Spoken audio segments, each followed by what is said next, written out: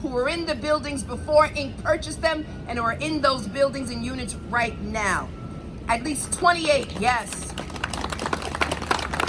It gives meaning to the phrase, show me that money. At least 28 illegally deregulated units will be brought back into regulation. But it's possible that there are more units, both in Ink buildings, and I want to say that this is not just unique to Ink. We've seen this all over the city, and particularly in communities of color and communities that are rapidly gentrifying. And so this is a warning to all of those landlords, all of those developers, all of those speculators, that this Attorney General, this Congress member, these members of the City Council, as well as in the New York State Legislature, we're looking out for you. But it's possible, again, there are more units. So if you live in a building that should be rent stabilized, buildings with 6 or more units that were built prior to 1974, they can be presumed to be a regulated building.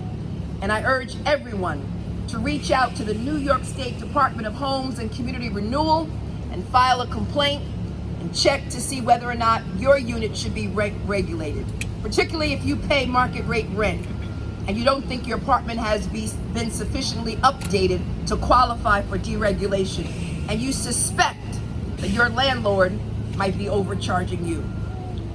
Ink will no longer act with impunity. Their actions will be subject to the oversight of a monitor and quarterly reports to my office. And an external property manager will take over a share of their portfolio. Ink's, yes. Ink's days of preying on tenants and making a mockery of the laws meant to protect tenants without consequences end here today. Our first speaker, I want to introduce Maria de la Rosa, who suffered harassment and neglected repairs at 298 North 8th Street. Ms. de la Rosa, please come forward.